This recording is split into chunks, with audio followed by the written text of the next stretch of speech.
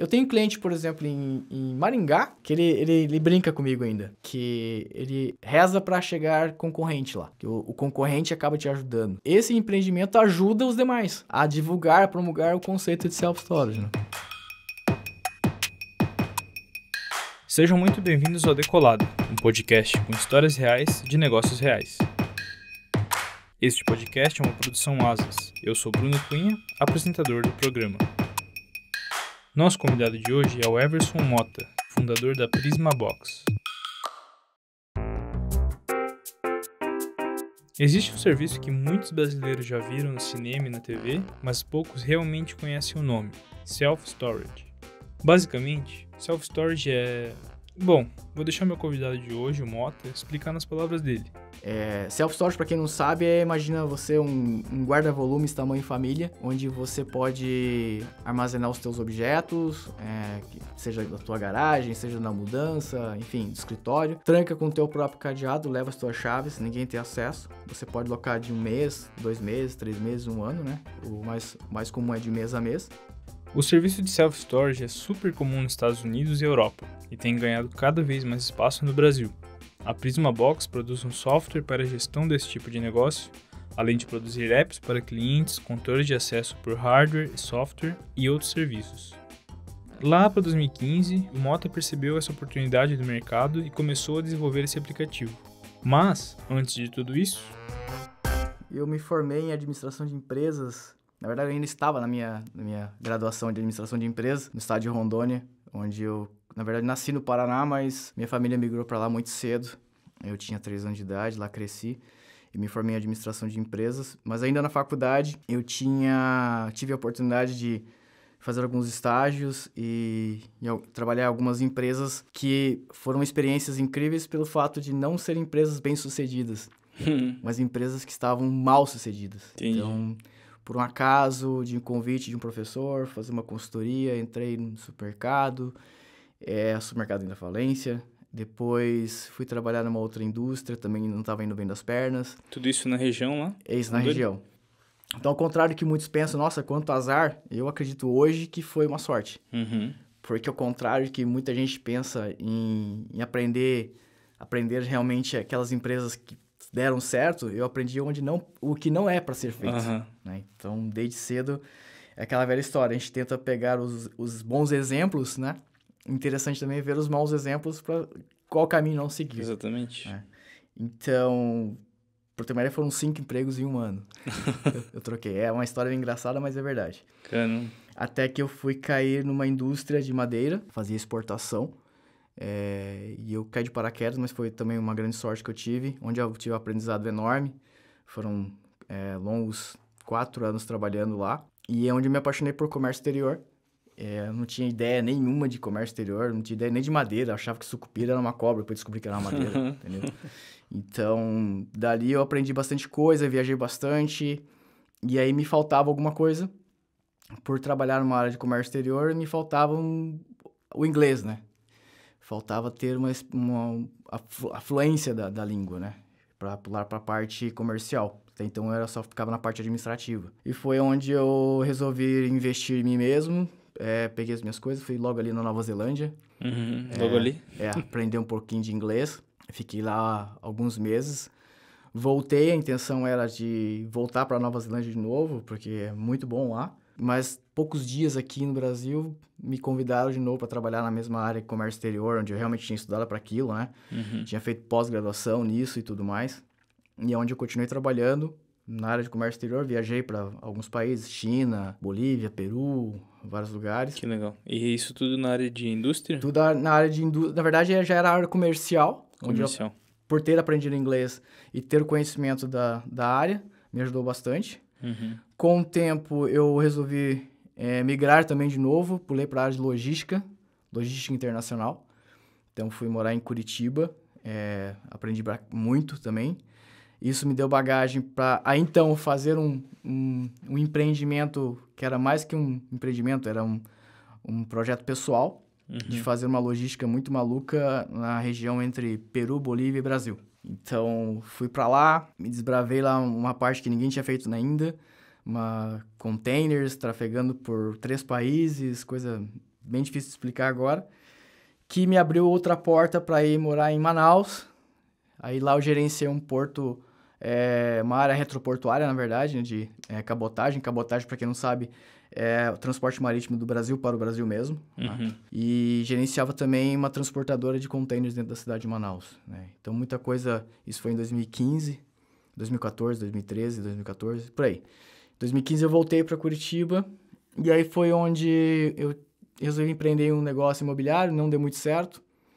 Eu já estava quase voltando lá pro Peru, vamos supor, né? Eu cheguei a morar lá. Foi onde um amigo aqui de Joinville me questionou, dizendo que precisava de um sistema para self-storage. E eu tinha ideia que self-storage era... Nos Estados Unidos eu vi demais, né? Tem até aquele programa do Quem Ainda Mais. E eu falei assim, cara, eu vou tentar achar alguma coisa para você, né? Não encontrei nada no mercado, só encontrei coisa gringa, né? E aí eu vi que tinha uma oportunidade e comecei a escrever os primeiros códigos. Eu já tinha um conhecimento de linguagem e programação. Comecei a escrever coisas simples e a coisa foi ganhando corpo. Vi que era uma oportunidade, investi bastante nisso, tanto no meu conhecimento quanto buscando parceiros para isso. Foi onde eu subcontratei um pessoal aqui de Joinville para me ajudar a desenvolver parte web, porque eu não tinha condições de fazer tudo ao mesmo tempo, né? Gerenciar outras coisas. E foi ganhando mais corpo ainda, a um ponto que esse pessoal que eram os meus subcontratados, numa conversa, vamos virar sócios? E foi a melhor coisa que eu fiz até hoje, ter convidado eles para serem meus sócios, e eles também queriam muito, então juntou a fome com a vontade de comer. E onde a gente conseguiu crescer muito mais. Nós chegamos crescendo no primeiro ano de parceria, né, de sociedade, 300%. O último ano nós crescemos 72%. Né? Que legal. Isso... São quantos sócios? Hoje nós somos em 4 sócios, né? Todos eles programadores. Né? Todo esse pessoal lá do início subcontratado. Todo mundo nerd, né? Então, legal. O bom disso é que todo mundo se dá bem, e a parte mais difícil em todos os empreendimentos por onde eu passei, e eu falo isso, e com certeza quem estiver ouvindo isso e tiver um conhecimento de causa vai concordar comigo, é formar uma equipe. Montar uma equipe numa empresa hoje que tenha comprometimento e uma sinergia é muito difícil. Se você consegue fazer isso, ótimo. Pode ter intempéries no meio do caminho que você vai conseguir sobressair. Muito interessante. Que ano que foi que vocês começaram? 2000? O sistema eu comecei a desenvolver em meados de 2015 para 2016. Quando eu subcontratei eles foi em 2016 para 2017, por aí. Em 2017 a gente começou com a plataforma web. E o meu objetivo principal era com uma empresa só. Tínhamos um parceiro, que hoje que ainda é nosso cliente, né? A Guarde Mais, que é uma rede de franquias para self-storage. Legal. Self-storage, para quem não sabe, imagina você um guarda-volumes tamanho família, onde você pode armazenar os teus objetos, seja da tua garagem, seja na mudança, enfim, do escritório. Tranca com o teu próprio cadeado, leva as tuas chaves, ninguém tem acesso. Você pode locar de 1 mês, 2 meses, 3 meses, 1 ano, né? O mais comum é de mês a mês. E é algo que nos Estados Unidos existe há anos e é muito comum. Então, enquanto hoje, por exemplo, uma única marca de self-store nos Estados Unidos tem mais de 2.000 unidades próprias, aqui no Brasil a gente está estimando mais ou menos 450, 420 unidades de self-store no país inteiro. Né? Isso não estou falando de uma marca só, isso de várias marcas. 450. Hoje a Prisma Box tem 163 clientes.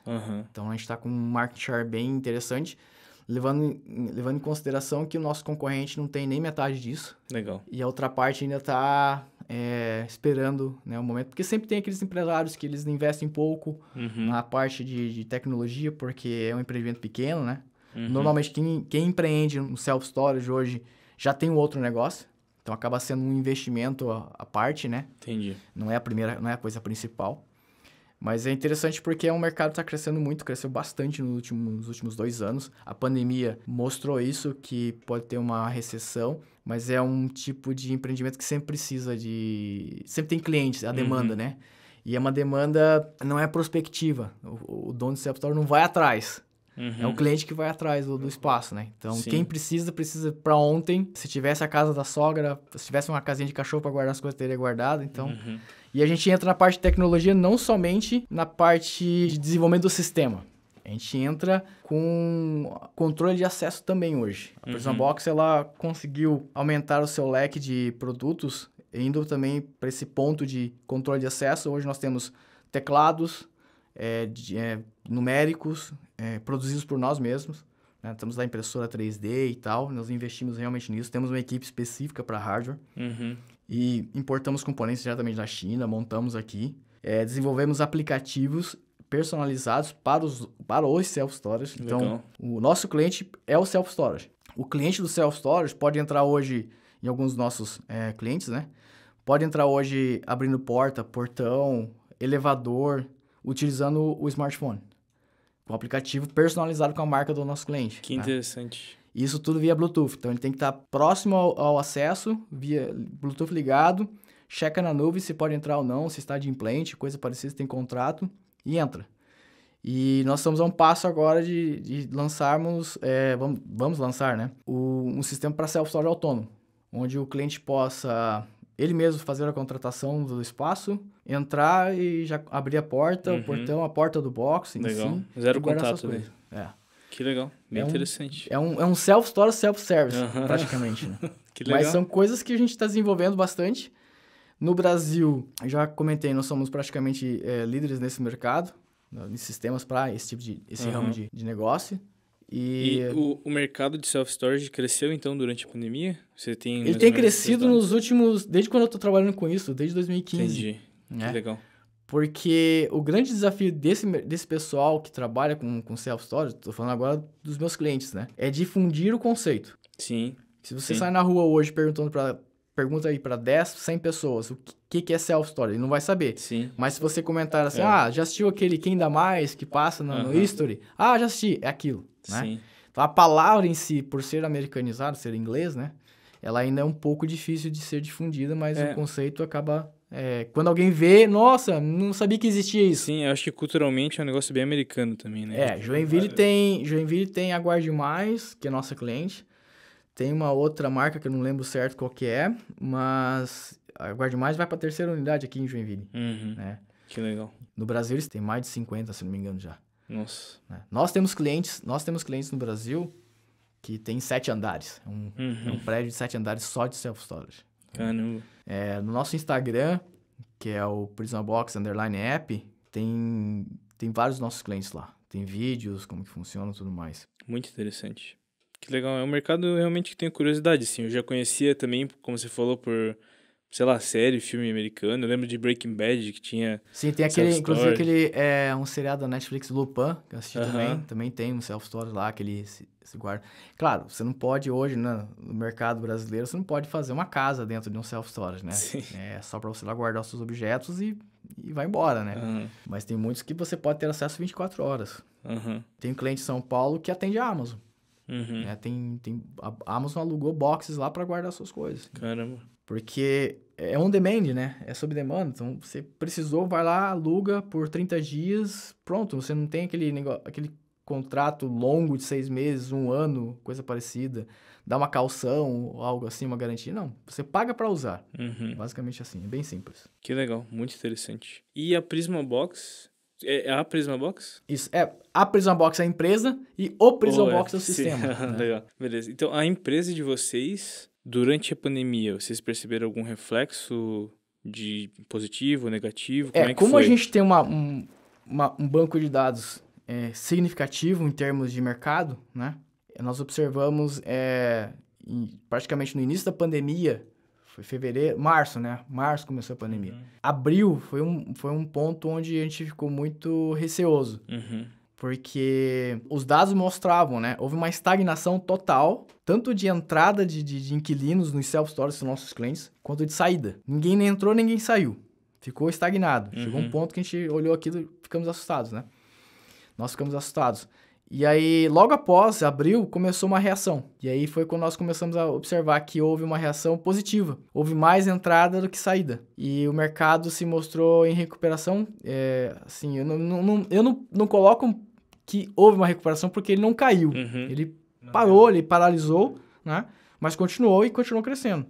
Em contrapartida, a inflação que vem atingindo a economia não é só uma exclusividade do Brasil, essa inflação, né? O material que é produzido, né, que se é utilizado para produzir box, metal, subiu muito também.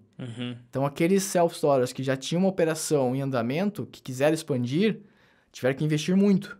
Alguns que já estavam investindo tiveram que investir mais ainda, né? Novos self-storage começaram a surgir.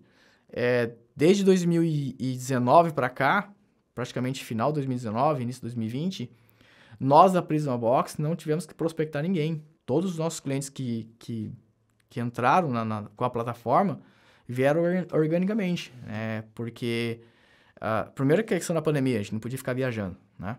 Segundo, porque é um mercado que estava crescendo tanto que os nossos clientes vinham atrás da gente. É aquela questão, né? Os nossos clientes hoje atuais acabam indicando para novos clientes. Né? E outros clientes que estão utilizando outra coisa, se conversam, né? Então, qualquer tipo de negócio existe um murmurinho, né? Um conversa com o outro e tudo mais, né? E o Asas nos ajudou muito nisso, porque toda vez que no início a gente tinha uma dificuldade em relação a sistema de pagamento, né? O que vamos oferecer? A fazer integração diretamente com bancos, né? Os bancos são arcaicos, eles não se desamarram de jeito nenhum, né? O Asas entrou com o boleto, e hoje então o Pix está pegando também da mesma forma. A gente achou que de imediato uma coisa ia matar a outra, mas ainda está coexistindo, né? E conosco tem funcionado melhor ainda porque a parceria que nós temos de longa data facilitou muito, porque para nós era interessante ter uma coisa que facilitasse a vida do nosso cliente. E o nosso cliente ficava um pouco com o pé atrás no início, por ser uma fintech e tudo mais, mas viam que outros clientes nossos já estavam utilizando. O fato de diminuir... Eu tenho até um caso específico de um dos nossos clientes em São Paulo, a operação lá há 12 anos, ele trabalhava com um banco específico, e a gente ficou lá batalhando com ele para ele primeiro aceitar trabalhar com o nosso sistema. A gente só trabalhava na base de planilhas de Excel. Ele tinha lá pessoas que ficavam todos, uma vez por mês, emitindo boleto, checando quem pagou, quem não pagou e tal. Bem manual. Então, quando ele finalmente aceitou implantar o nosso sistema, de imediato a gente conseguiu colocar o Asas para ele trabalhar. E ele fez um seguinte comentário no primeiro ou segundo mês. Pela primeira vez em 10 anos de operação, nunca tinha visto o índice de inadimplência dele cair tanto. Né? Porque o fato do sistema mandar a informação e retornar, olha, o teu cliente ainda não visualizou a cobrança, né?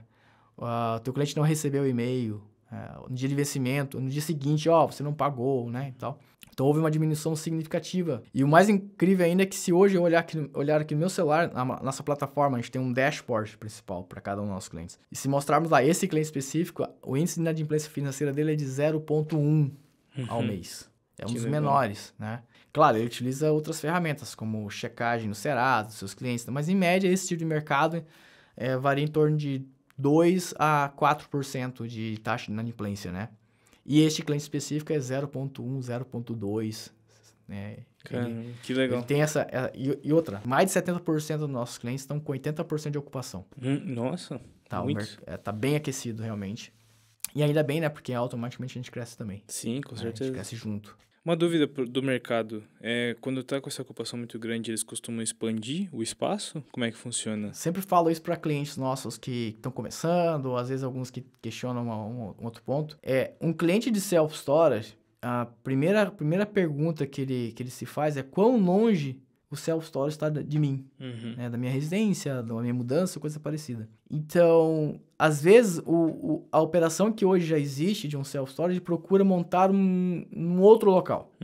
Se ele vê que ainda absorve, ele tem espaço físico para poder expandir, ele faz. Se é um prédio, ele vai para cima, né? Normalmente, num raio de até 16 quilômetros, 80% dos clientes do self-storage estão. Normalmente. Isso a gente vê na Grande São Paulo, onde é a meca do self-storage, onde nós mais temos clientes. A gente consegue visualizar lá geograficamente onde estão as concentrações de clientes dos nossos clientes. E é essa faixa. 80% fica ali no raio de 16 km. É um parâmetro que a gente utiliza e funciona bem. Em cidades que têm aproximadamente 300 mil habitantes, se tiver só um self-storage, o cliente pode estar onde quiser dentro da cidade e vai acabar indo. Né? Mas quando tem mais um, tá. Eu tenho um cliente, por exemplo, em Maringá, que ele brinca comigo ainda. Que ele reza para chegar concorrente lá. Porque assim ajuda a divulgar, promulgar o conceito de self-storage. Que engraçado, né? Que o concorrente acaba te ajudando. Sim, né? sim. Aqui, em vários locais do Brasil, eu sempre noto isso, né? Eu, por exemplo, uma vez desci no aeroporto de Congonhas, tinha aqueles totens de TVs passando propaganda da Guardia Aqui. E a Guardia Aqui é o maior self-storage do Brasil em investimento, né? E unidades próprias, é um investimento estrangeiro. Esse empreendimento ajuda os demais a divulgar, a promulgar o conceito de self-storage. Sim, né? muito legal. Pô, é um mercado muito interessante mesmo. Bem desconhecido na maior parte da população, Sim. mas tem potencial para crescer muito, né? Tem cidades nos Estados Unidos, por exemplo, que tem aí 30 mil habitantes, 40 mil habitantes, chega a ter 15 self-storage. Caramba, 15? A maioria dos empreendimentos lá, eles são quase que não tem portão, né? Então, são bem abertos e tal. Outros tem alguns controles de acesso, tem alguns que são climatizados, inclusive. Atende a gregos e troianos. Em Curitiba, a gente tem um cliente chamado Your Pantry, que tem um conceito igual. Eles têm portão, né? Se você entrar, inclusive tem aplicativo que nós desenvolvemos com o nosso sistema lá. O cliente chega e abre com o celular. E é tipo conceito de céu aberto, não é um galpão fechado. Vários nossos clientes no Brasil, eles têm esse conceito de tipo um armazém, e dentro do armazém tem vários compartimentos. Né? Eu conheço geralmente várias portinhas, assim. São Paulo tem bastante. Curitiba também tem bastante, já. A gente tem cidades no Brasil que a gente tá com 100% de self-storage. Então a gente consegue ter informação daquele local. Sim, que interessante. Eu acho que deu pra entender bem do mercado, também da empresa, crescimento e tudo mais. Queria saber mais de ti. Qual que tu acha que é a tua maior conquista? Eu acho que é a própria Prison Box. A empresa em si. Né? Legal. Acho que eu consegui... Isso eu falo né? É uma questão particular. Eu consegui, de uma forma bem natural, vamos dizer assim, né? Porque, como diria um amigo... diga-me quem andas, te direi quem és, né? Na verdade, um amigo que você me falou, mas essa é uma frase antiguíssima, né? Às vezes brinca, né? Diga-me quem andas, te direi se vou junto. Tem essa também. Então, acaba que a gente traz para o nosso meio, né? Aquelas pessoas que pensam da mesma forma. Sim. Então, se você trabalha corretamente, se você é honesto, se você trabalha com seriedade, automaticamente as pessoas que estão trabalhando contigo farão igual, né? Então, se alguém não está dentro desses parâmetros, infelizmente não faz parte da equipe e a gente tem que tirar, né? Tem que manter aquele foco, aquele pensamento. Então, acho que uma das maiores conquistas foi essa, de ter tido a sorte de encontrar os sócios que eu tenho hoje, né? Que me ajudam bastante, e eu não conseguiria nada sem eles, né? E a empresa, do jeito que cresceu muito mais depois que eles entraram. Você não tem como fazer tudo sozinho, né? A gente não pode ser onipresente, onipotente, não adianta, né? E eles são parceiraços pra caramba, assim. Na tua opinião, por que você acha que empreendedores falham? Eu acho que é disciplina. Disciplina. Disciplina. Principal. Porque você tem que abdicar de várias coisas. O empreendedor, na minha opinião, não é só aquela pessoa que tá ali com dinheiro e vai fazer um investimento no negócio. Ayrton Senna era um empreendedor. Porque durante a corrida, ele era o cara que arriscava. Ele mesmo falava, se você não encontrar aquele gap, né? aquela brecha para ultrapassar o teu adversário, se você encontrar e não for, você não é mais um piloto de corrida, né? Então, o empreendedor ele tem que ter na cabeça que o não já é dele. Tudo que ele for botar na cabeça, o não já é dele. O que vier é lucro. Então, na minha opinião, a maior falha dos empreendedores é não ter a sagacidade de ter pelo menos o não como certo, né? De ficar na dúvida. Então, vá, empreenda. Ah, não deu certo. Paciência. Vamos pela frente. Eu até brinco assim, eu não vou correr atrás do prejuízo, eu quero correr atrás do lucro, né? Então... Não deu certo, vamos pra próxima. Sim. É assim que funciona. O que não pode ficar persistindo... Tem um amigo que brinca, né? Que tem o insistente e o persistente. Às vezes as mesmas palavras são até sinônimos, né? Mas a gente brinca que o persistente é aquele cara que sabe que vai dar certo e ele persiste. O insistente é aquele cara que já não deu certo e ele continua insistindo, né? Então tem que tentar ter um discernimento do que é uma coisa e o que é outra. E se tu tivesse uma máquina do tempo, pudesse voltar uns 10, 15 anos e dar um conselho pra si mesmo, o que você falaria? Essa é uma pergunta bem capciosa.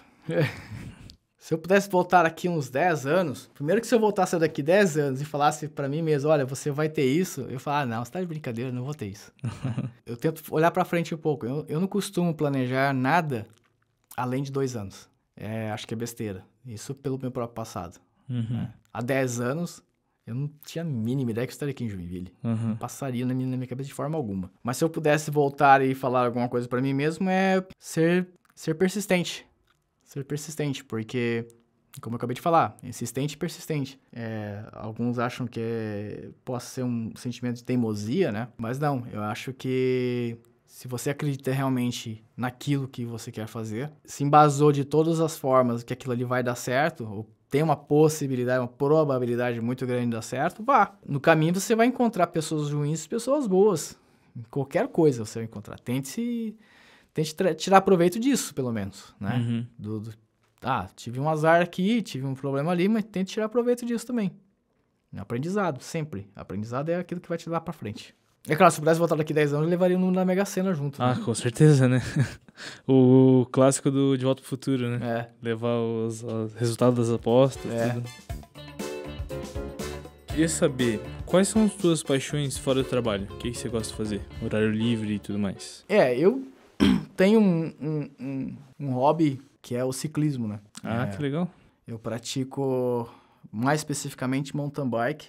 Eu tenho uma bicicleta de competição. Então, a competição mais louca que eu já fiz até hoje foi lá nos Estados Unidos, uma de 12 horas. 12 horas? 12 horas pedalando. Não foi em estrada, nem estrada de chão, nem asfalto, não. Foi em trilha mesmo. Nossa, pesado. 12 horas uma trilha. Entrei só pra dizer assim, vou tentar pelo menos umas 8 horas. Eram 12 horas. Começava meio-dia e terminava meia-noite. Vou tentar fazer umas 8 horas, quem sabe. Treinei pra isso? Treinei. Não vou dizer que não treinei, mas treinei pra tentar pelo menos fazer umas 8 horas. E lá pelas tantas, quando cheguei no meu objetivo, 8 horas da noite, quando consegui passar a linha de chegar lá, perguntei pro pessoal assim, que eram várias várias categorias, eu tava na categoria solo, então era eu e eu mesmo. Tinha gente profissional pra caramba lá competindo, eu tava nessa categoria, então parei e perguntei pro pessoal assim, o que eu preciso fazer pra sair? Aí, só ir embora. Não precisa fazer check-out nem nada, só ir embora. Tá, e que lugar que eu tô? Aí eles falaram assim, você tá em terceiro. Eu, o quê? Terceiro. Em inglês, né?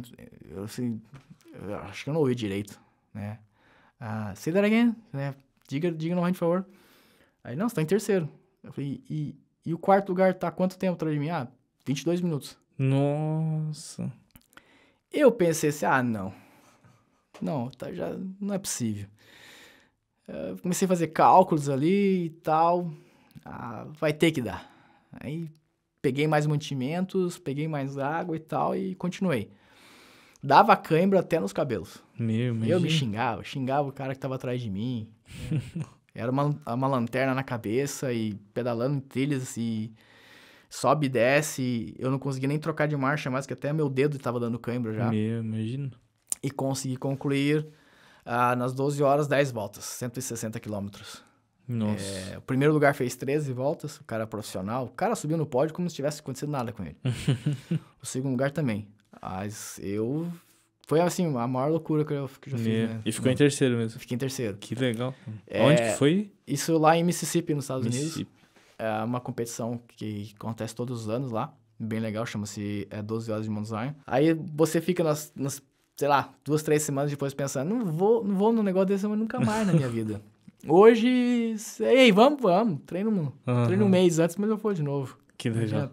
Então eu pedalo, antes mesmo dessa pandemia ter feito isso, né, que muita gente começou a andar de bicicleta por causa da pandemia. Sim, conheço vários. Eu pedalo desde os 15 anos. Que legal. Desde os 15 anos eu já competia e eu ia pra Minas, mesmo em Rondônia eu ia pra Minas Gerais, às vezes ia pra competir lá no estado mesmo. Nunca fui aquele competidor assim de vou fazer de tudo pra ganhar. Eu era mais por diversão mesmo. Que legal. Porque você investe muito pra ganhar um troféu, então não era por questões financeiras, não era por gosto mesmo. Sempre gostei. E aí, entre um intervalo ou outro, você fica sem o equipamento, porque é caro, né? E então, faculdade, essas coisas. Aí, quando tive a oportunidade de comprar de novo, voltei. Mas costumo pedalar, assim, mais ou menos umas 12 horas por semana. É um tempo bom. Que legal. E você continuou participando de competição aqui no Brasil? Não, competição não, porque você tem que ter tempo, né? Você tem que treinar mínimo... você tem que fazer umas 16 horas por semana de treinamento. Sim. Tem que ter um acompanhamento, alimentação e tal. E como a gente trabalha né, o dia inteiro, e ainda mais com essa questão de home office, não tem tempo nenhum, né? Sim. Eu costumo pedalar, assim, finais de semana, sei lá, umas 3, 4, 5 horas no final de semana pedalando. Durante a semana faço 1h30, 2 horas, assim, dia não, às vezes, quando dá tempo. Quando não chove, né, que Joinville... não chove um dia sim, outro dia também. Mas é um esporte que eu já pratico há muitos anos, já faz parte de mim. E aconselho, não é barato, mas ainda mais agora, né? Mas é bem prazeroso porque é uma terapia. Tem gente que gosta de pescar, tem gente que gosta de fazer outras coisas, né? Eu gosto de ficar em cima da bicicleta e ficar lá 2 horas, 3 horas pensando na vida. Às vezes você passa do lugar onde você tem que ir e voltar. Já aconteceu comigo, de eu devia ter voltado ali atrás. Que você tá pensando em várias coisas, então é uma terapia, né? Sim, bem contemplativo, assim, né? Tira o estresse. E o meu negócio é pedalar em trilha mesmo, meio do mato e tal. Eu ia perguntar isso, você... Tipo, no dia a dia, assim, você faz distância ou você vai pra trilha? Algumas vezes, pra manter a questão física, eu faço asfalto. 1h30, 2 horas, às vezes. Mas eu gosto de ir pra Florianópolis, tem bastante trilha legal lá. Tem muitas trilhas boas em Floripa. Aqui em Joinville também tem uns lugares legais pra andar. Mas o meu negócio mesmo é trilha mesmo. Legal. No meio do mato e... Se tu não fosse empreendedor, no que você estaria trabalhando hoje? Acho que ainda com a logística internacional. Logística? Acho que é uma parte que eu sempre gostei de trabalhar porque é transporte, né? Independentemente do que você, tipo de negócio que você trabalha, a logística faz parte de tudo na tua vida. Né? Você faz logística na tua própria casa, né? Se fazer armazenamento, transporte, tudo isso envolve. Era uma parte que eu gostava bastante. O projeto que eu fiz lá no Peru, Bolívia e Brasil foi inovador na época. Há uma grande dificuldade em termos de cultura. Eu sempre digo o seguinte, que qualquer tipo de negócio, né? A força motriz é logística. Não adianta nada você ter mão de obra barata, ter energia elétrica barata, mas você não tiver como escoar o que você produz. E a grande dificuldade que existe entre América do Sul, né? É a linguagem português e espanhol. Espanhol é fácil. Não, não é fácil. Eu sei porque eu aprendi na marra. Mas é a cultura, né? Então, quando você vai para Peru, Chile, Bolívia, esses países assim, você vê que é totalmente diferente a forma de pensar. Tanto a forma econômica, como social, como... São coisas inimagináveis, né? Custos também. Economia também é uma coisa que eu gosto bastante, né? Eu já tive a oportunidade de lecionar no ensino superior. Que legal. Dei aula de introdução à economia e comércio exterior. Que momento foi isso? Foi lá em Rondônia também. Rondônia? Foi uma instituição privada. Legal. Eu trabalhava, na época, viajando direto, né? Então, tinha vezes que eu não tinha nem como dar prova, porque eu tava viajando. Então, foi uma época legal também, mas não é pra mim. Queria saber de ti também, qual que tu acha que é o teu talento mais incomum? A capacidade de visualizar problemas. Legal. De visualizar problemas. Às vezes, a gente consegue ter uma ideia de... Claro, pela bagagem, né? Ali vai dar problema. Por sorte, eu tive uma convívio com uma pessoa muito importante, que foi uma das minhas diretoras na época dessa madeireira, que me ensinou bastante coisa em relação a isso. Ela tinha uma capacidade muito grande de identificar comportamento de pessoas nos negócios, né? De falar assim, olha, tá vendo esse comportamento dessa pessoa assim, assim, assado? É a pessoa que ela não faz distinção de quem está na frente dela. Ela atropela todo mundo para conseguir o que ela quer. Então, identificar esse tipo... É aquela velha história, a gente fala, identificar o curva de rio, a gente brinca, né? Identificar aquelas pessoas que pensam da forma errada. Sim, né? sim. Então, é uma parte que eu acredito que tenho, que é essa, de olhar para uma pessoa assim, só de ver o comportamento dela, não vai dar certo isso aqui. Essa é uma coisa que eu acredito que eu tenho. Entendi. É importante, né? Nessa carreira toda e no ramo, principalmente de empreendedorismo agora. Eu já falei não para possível cliente. Não, acho que o nosso sistema não está apto a te atender. Porque vi que seria problema. Às vezes você vê que não é a gente pensa, nossa, você tem que faturar, tem que pegar cliente. Não, às vezes tem cliente que não é para ser teu cliente. Que ela não vai casar, entendeu? Sim. Às vezes o valor que entrar, às vezes nem compensa, né? A dor de cabeça que você vai ter não vai compensar o... Aham. Entendeu? Às vezes você quer pensar só no bônus e não ver o ônus. Agora a pergunta pra fechar. O que o Mota de 10 anos pensaria sobre o Mota de hoje em dia? Primeiro que nunca que eu imaginar 10 anos como que eu estaria hoje. Uhum. Né? Ele ia falar, cara, você é louco. Você conseguiu essas coisas aí, montar essa equipe, ter esse pessoal, que vocês vão ter um controle de acesso com o celular, com o aplicativo personalizado para o teu cliente, que o cara vai entrar no elevador, vai apertar e vai só para o andar onde ele tem um box. Tá? Eu ia falar, tá de brincadeira, você não vai fazer isso. Você não conseguiu fazer isso. Então, assim, eu não consegui. Quem conseguiu foi minha equipe, o pessoal que trabalha comigo. Eles conseguiram, eles são os caras. Né? Eu não ia conseguir nada disso. Uhum. Mas é aquela questão, né? Tendo as pessoas certas no momento certo, você vai trazendo pro teu lado, tendo um objetivo em comum, tudo vai pra frente. Legal, perfeito. Muito obrigado pela conversa. Eu que agradeço. Foi muito interessante conhecer mais a tua história, conhecer mais da Prisma Box e todo esse mercado que ainda é desconhecido no Brasil e está em crescimento. Vai crescer bastante ainda, Com muito certeza. mais. Eu que agradeço o pessoal do Asas. Tem uma ideia, em 2017, em janeiro, fevereiro de 2017, foi quando eu conheci o Asas, porque eu e um amigo fomos pro Cowork, isso, ver uma apresentação do Piero, e eu falei, essa solução casa com a nossa, eu preciso disso daí, né? Vamos conversar. Nossa primeira meta era lá de conseguir ter 300 boletos baixados. Uhum. Era a nossa primeira meta. Hoje a gente já passou de 15 mil. Nossa, que legal. Pegando todos os clientes da Prisma Box hoje, baixando boleto, Pix, mais de 15 mil. Muita coisa. Encerramos então mais um episódio do Decolado. Se você gostou, quer mandar um feedback, crítica ou até uma sugestão de convidado para os próximos episódios, mande um e-mail para decolada@asas.com.br. Lembrando que Asas tem 2 As, A-S-A-A-S.